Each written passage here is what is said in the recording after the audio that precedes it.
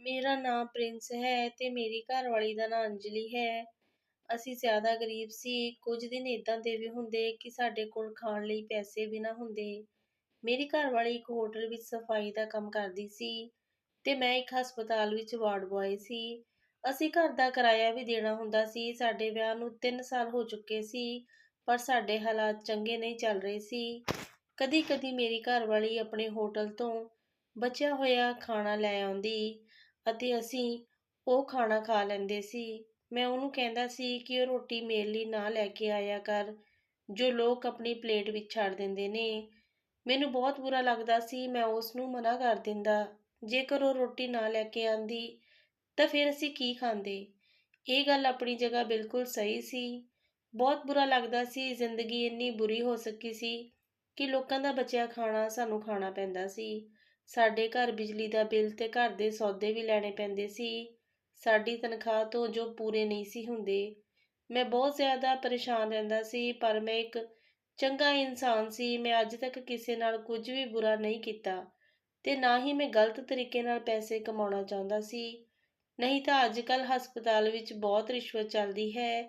ਹਸਪਤਾਲ ਦੀ ਸਪਲਾਈ ਦਾ ਸਮਾਨ ਵੇਚ ਸਕਦੇ ਨੇ। ਮੇਰੇ ਨਾਲ ਦੇ ਕੁਝ ਲੋਕ ਇਹ ਸਭ ਕੰਮ ਕਰਦੇ ਸੀ, ਪਰ ਮੈਂ ਇੱਦਾਂ ਦਾ ਨਹੀਂ ਕਰਦਾ ਸੀ। ਸਗੋਂ ਮੈਂ ਉਹਨਾਂ ਲੋਕਾਂ ਨੂੰ ਕਿੰਨੀ ਵਾਰੀ ਫੜਾਇਆ ਸੀ ਜੋ ਇਹ ਕੰਮ ਕਰਦੇ ਸੀ। ਇਸ ਲਈ ਮੇਰਾ ਕੋਈ ਦੋਸਤ ਵੀ ਨਹੀਂ ਸੀ ਜੋ ਮੁਸ਼ਕਲ ਸਮੇਂ ਵਿੱਚ ਮੇਰੇ ਕੰਮ ਆ ਸਕੇ। ਮੈਨੂੰ ਮੇਰੀ ਘਰਵਾਲੀ ਦਾ ਹੀ ਸਹਾਰਾ ਸੀ, ਜੋ ਮੇਰੇ ਨਾਲ ਸੀ। ਅਸੀਂ ਦੋਨੋਂ ਹੀ ਜ਼ਿਆਦਾ ਪੜ੍ਹੇ ਲਿਖੇ ਨਹੀਂ ਸੀ। ਮੈਂ ਸਿਰਫ 10ਵੀਂ ਕੀਤੀ ਸੀ ਤੇ ਮੇਰੀ ਘਰਵਾਲੀ ਤਾਂ ਬਿਲਕੁਲ ਹੀ ਪੜ੍ਹੀ ਲਿਖੀ ਨਹੀਂ ਸੀ। ਫਿਰ ਕੁਝ ਬਹੁਤ ਅਜੀਬ ਹੋਇਆ, ਜਿਹਦੇ ਬਾਰੇ ਮੈਂ ਕਦੇ ਸੋਚਿਆ ਨਹੀਂ ਸੀ।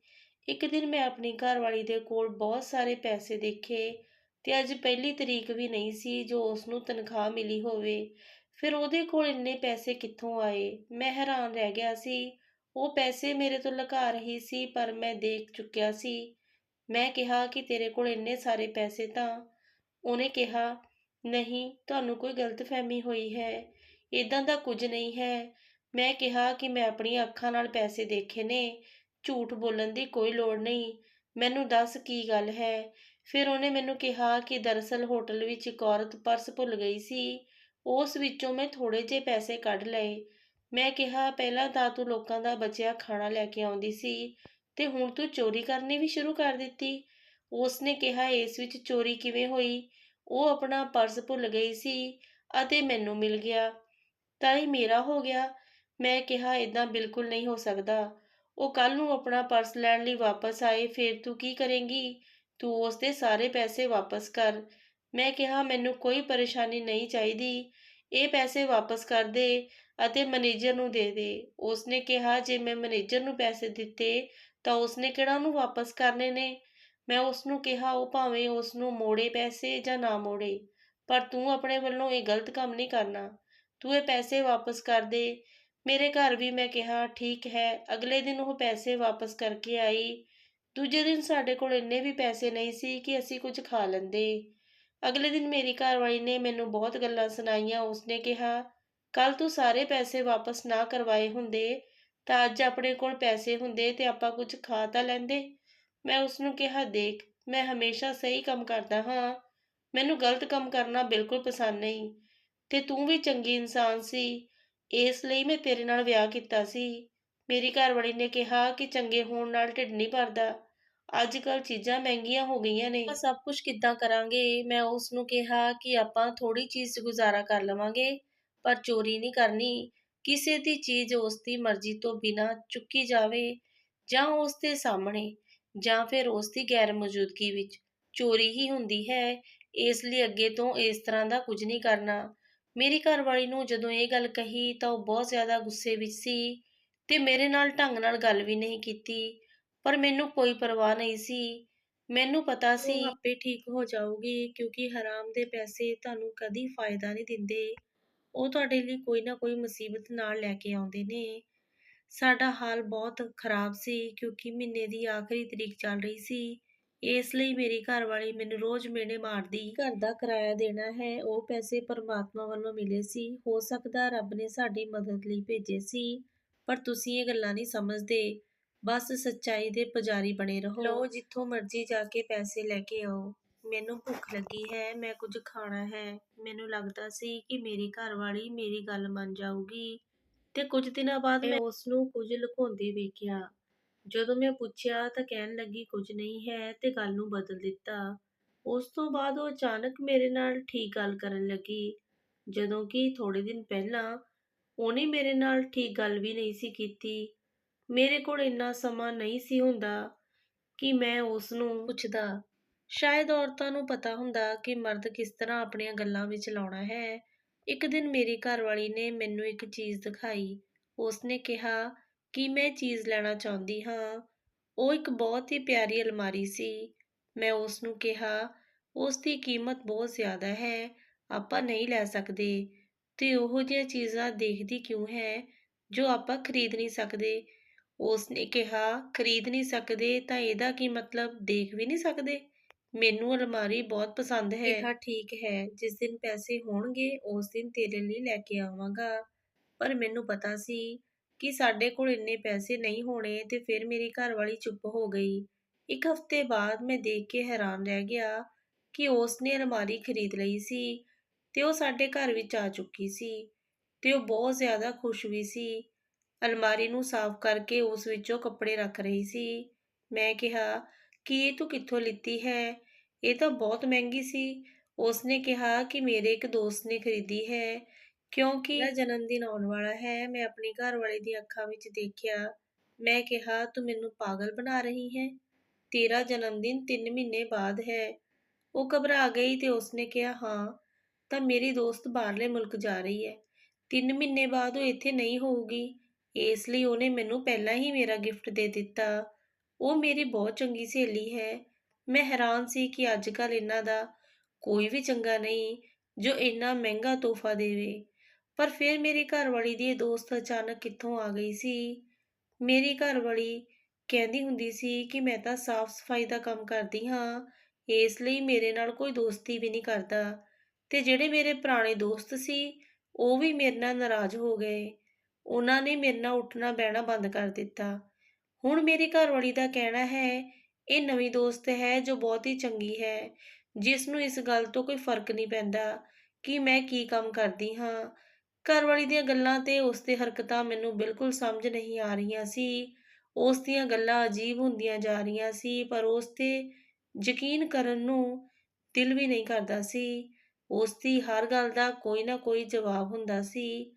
ਮੈਂ ਕਿਹਾ, ਠੀਕ ਹੈ, ਜੇ ਤੇਰੀ ਦੋਸਤ ਨੇ ਦਿੱਤੀ ਹੈ, ਕਿਉਂਕਿ ਮੈਨੂੰ ਇਹ ਵੀ ਚੰਗੀ ਤਰ੍ਹਾਂ ਪਤਾ ਸੀ ਕਿ ਮੇਰੀ ਘਰਵਾਲੀ ਦੇ ਕੋਲ ਇੰਨੇ ਪੈਸੇ ਕਿੱਥੋਂ ਆਉਣਗੇ, ਤੇ ਆ ਵੀ ਗਏ ਉਹ ਵੀ ਇਹੀ ਸੋਚੇਗੀ ਕਿ ਘਰ ਦਾ ਕੋਈ ਸਮਾਨ ਲੈਂਦੇ ਹਾਂ।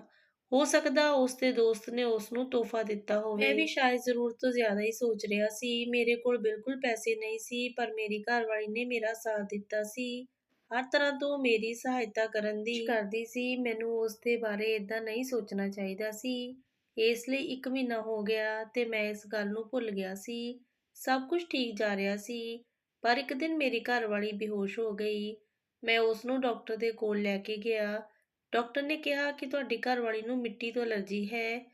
ਤੁਸੀਂ ਇਹਨਾਂ ਤੋਂ ਮਿੱਟੀ ਵਾਲਾ ਕੋਈ ਕੰਮ ਨਾ ਕਰਵਾਇਆ ਕਰੋ।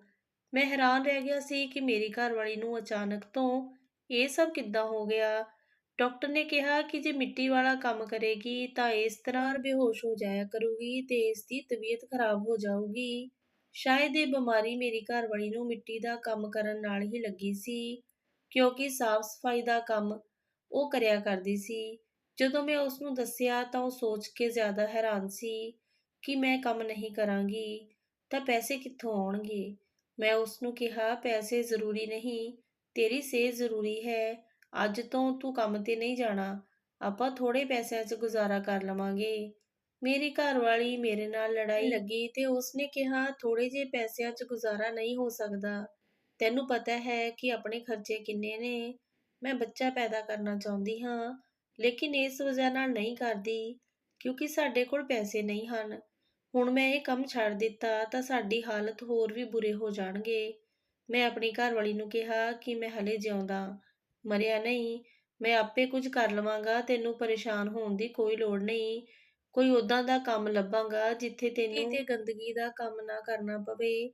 ਉਦੋਂ ਤੱਕ ਤੂੰ ਘਰ 'ਚ ਆਰਾਮ ਕਰ। ਮੈਂ ਆਪਣੀ ਘਰਵਾਲੀ ਲਈ ਕੋਈ ਕੰਮ ਲੱਭਣ ਵਾਲਾ ਨਹੀਂ ਸੀ। ਉਸਨੇ ਬਹੁਤ ਕੰਮ ਕਰ ਲਿੱਤਾ ਸੀ। ਮੈਂ ਉਸਨੂੰ ਚੁੱਪ ਕਰਾਉਣ ਲਈ ਇਹ ਸਭ ਕਹਿ ਰਿਹਾ ਸੀ ਅਤੇ ਉਹ ਚੁੱਪ ਹੋ ਗਈ ਸੀ। 2 ਦਿਨ ਦੇ ਲਈ ਉਹ ਕੰਮ 'ਤੇ ਨਾ ਗਈ। ਹੁਣ ਉਸਦੀ ਤਬੀਅਤ ਠੀਕ ਹੋ ਗਈ। ਉਹਨੇ ਮੈਨੂੰ ਕਿਹਾ ਕਿ ਮੇਰੀ ਸਿਹਤ ਬਿਲਕੁਲ ਠੀਕ ਹੈ। ਮੈਂ ਕਿਹਾ ਚੰਗੀ ਗੱਲ ਹੈ, ਆਰਾਮ ਕਰ। ਪਰ ਉਸਨੇ ਅਚਾਨਕ ਕਿਹਾ ਕਿ ਮੈਂ ਕੰਮ 'ਤੇ ਜਾਣਾ ਹੈ। ਮੈਂ ਕਿਹਾ ਕੰਮ 'ਤੇ ਜਾਣ ਦੀ ਕੋਈ ਲੋੜ ਨਹੀਂ, ਘਰ 'ਚ ਆਰਾਮ ਕਰ। ਉਹ ਫਿਰ ਵੀ ਮੇਰੀ ਗੱਲ 'ਤੇ ਚੁੱਪ ਹੋ ਗਈ, ਪਰ ਏਦਾਂ ਲੱਗ ਰਿਹਾ ਸੀ ਜਿੱਦਾਂ ਉਹ ਬਹੁਤ ਗੁੱਸੇ ਵਿੱਚ ਹੈ। ਤੇ ਫਿਰ ਕੁਝ ਅਜਿਹਾ ਹੋਇਆ ਕਿ ਮੈਂ ਹੈਰਾਨ ਰਹਿ ਗਿਆ, ਕਿਉਂਕਿ ਜਦੋਂ ਮੈਂ ਘਰ ਆਇਆ ਤਾਂ ਉਹ ਘਰ ਨਹੀਂ ਸੀ। ਮੈਂ ਕਿਹਾ ਕਿ ਕਿੱਥੇ ਜਾ ਸਕਦੀ ਹੈ। ਉਸ ਦਾ ਫ਼ੋਨ ਵੀ ਬੰਦ ਸੀ ਤੇ ਪਤਾ ਨਹੀਂ ਕਿੱਥੇ ਚਲੀ ਗਈ ਸੀ। ਮੈਂ ਉਸ ਲਈ ਬਹੁਤ ਪਰੇਸ਼ਾਨ ਹੋ ਰਿਹਾ ਸੀ, ਪਰ ਉਹ ਸਮੇਂ 'ਤੇ ਵਾਪਸ ਆਈ, ਜਿਸ ਸਮੇਂ ਤੋਂ ਉਹ ਕੰਮ ਤੋਂ ਵਾਪਸ ਆਇਆ ਕਰਦੀ ਸੀ। ਮੈਂ ਉਸਨੂੰ ਦੇਖਿਆ ਤੇ ਉਸ ਦੇ ਕੋਲ ਇੱਕ ਬੈਗ ਵੀ ਸੀ। ਉਹ ਕੰਮ 'ਤੇ ਜਾਂਦੇ ਹੋਏ ਨਾਲ ਲੈ ਕੇ ਜਾਇਆ ਕਰਦੀ ਸੀ। ਮੈਨੂੰ ਪਤਾ ਲੱਗ ਗਿਆ ਸੀ ਕਿ ਉਹ ਕੰਮ 'ਤੇ ਗਈ ਸੀ। ਮੈਂ ਉਸਨੂੰ ਕਿਹਾ, ਕੀ ਲੋੜ ਸੀ ਕੰਮ 'ਤੇ ਜਾਣ ਦੀ? ਤਾਂ ਉਹਨੇ ਕਿਹਾ, ਮੇਰੀ ਸਿਹਤ ਬਿਲਕੁਲ ਠੀਕ ਹੈ। ਮੈਂ ਘਰ ਵਿੱਚ ਬੋਰ ਹੋ ਰਹੀ ਸੀ, ਇਸ ਲਈ ਚਲੀ ਗਈ। ਮੈਂ ਕਿਹਾ, ਤੂੰ ਕਿਸ ਤਰ੍ਹਾਂ ਦੀ ਇਨਸਾਨ ਹੈ? ਤੂੰ ਬੋਰ ਹੋ ਰਹੀ ਸੀ ਤਾਂ ਕੰਮ ਕਰਨ ਚਲੀ ਗਈ। ਤੈਨੂੰ ਕੰਮ ਕਰਨਾ ਚੰਗਾ ਲੱਗਦਾ? ਉਸਨੇ ਕਿਹਾ ਕਿ ਮੈਨੂੰ ਕੰਮ ਕਰਨਾ ਚੰਗਾ ਲੱਗਦਾ ਜਾਂ ਨਹੀਂ, ਮੈਨੂੰ ਪੈਸੇ ਕਮਾਉਣਾ ਚੰਗਾ ਲੱਗਦਾ। ਮੈਂ ਕਿਹਾ, ਇੰਨੇ ਪੈਸੇ ਤਾਂ ਮਿਲਦੇ ਨਹੀਂ, ਤੈਨੂੰ ਥੋੜ੍ਹੇ ਜਿਹੇ ਪੈਸੇ ਮਿਲਦੇ ਸੀ, ਫਿਰ ਵੀ ਪਾਗਲ ਹੋ ਰਹੀ ਹੈ। ਖੈਰ ਮੈਂ ਉਸਨੂੰ ਮਨਾ ਕੀਤਾ, ਪਰ ਉਸਨੇ ਅਗਲੇ ਦਿਨ ਵੀ ਇਹੀ ਕੀਤਾ। ਉਸਨੂੰ ਮਿੱਟੀ ਤੋਂ ਐਲਰਜੀ ਸੀ, ਪਰ ਇਹ ਕੰਮ ਕਰਨ ਲਈ ਬਾਰ-ਬਾਰ ਜਾ ਰਹੀ ਸੀ ਤੇ ਮੈਨੂੰ ਲੱਗਣ ਲੱਗਿਆ ਸੀ ਕਿ ਕੋਈ ਗੜਬੜ ਜ਼ਰੂਰ ਹੈ। ਮੇਰੀ ਘਰਵਾਲੀ ਕੰਮ ਕਰਨ ਲਈ ਇੰਨੀ ਬੇਚੈਨ ਕਿਉਂ ਹੋ ਰਹੀ ਹੈ? ਇੱਕ ਦਿਨ ਮੈਂ ਸੋਚਿਆ ਕਿ ਮੈਂ ਉਸ ਦੇ ਹੋਟਲ ਜਾਂਦਾ ਹਾਂ ਤੇ ਉਹਨਾਂ ਲੋਕਾਂ ਨੂੰ ਕਹਿੰਦਾ ਕਿ ਇਸ ਨੂੰ ਨੌਕਰੀ ਤੋਂ ਕੱਢ ਦਿਓ, ਕਿਉਂਕਿ ਇਹ ਤਾਂ ਘਰ ਬੈਠਣ ਵਾਲੀ ਨਹੀਂ। ਮੈਨੂੰ ਇਹ ਵਿਚਾਰ ਚੰਗਾ ਲੱਗਾ ਤੇ ਮੈਂ ਉੱਥੋਂ ਚਲਾ ਗਿਆ। ਮੈਂ ਜਾ ਕੇ ਮੈਨੇਜਰ ਨਾਲ ਗੱਲ ਕੀਤੀ।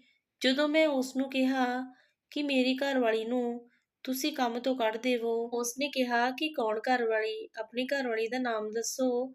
ਜਦੋਂ ਮੈਂ ਉਸ ਦਾ ਨਾਂ ਦੱਸਿਆ ਤਾਂ ਉਹ ਸੋਚ ਵਿੱਚ ਪੈ ਗਿਆ ਤੇ ਹੈਰਾਨ ਹੋਇਆ ਕਿ ਇੱਥੇ ਹੁਣ ਉਹ ਕੰਮ ਨਹੀਂ ਕਰਦੀ। ਉਸਨੇ ਕਿਹਾ ਕਿ 1 ਸਾਲ ਪਹਿਲਾਂ ਇੱਥੇ ਕੰਮ ਕਰਦੀ ਸੀ, ਪਰ ਹੁਣ ਇੱਥੇ ਨਹੀਂ ਹੈ। ਅਸੀਂ ਉਸ ਨੂੰ ਕੰਮ ਤੋਂ ਕੱਢਿਆ ਵੀ ਇਸ ਲਈ ਕਿਉਂਕਿ ਆਪਣਾ ਕੰਮ ਠੀਕ ਨਹੀਂ ਕਰਦੀ ਸੀ।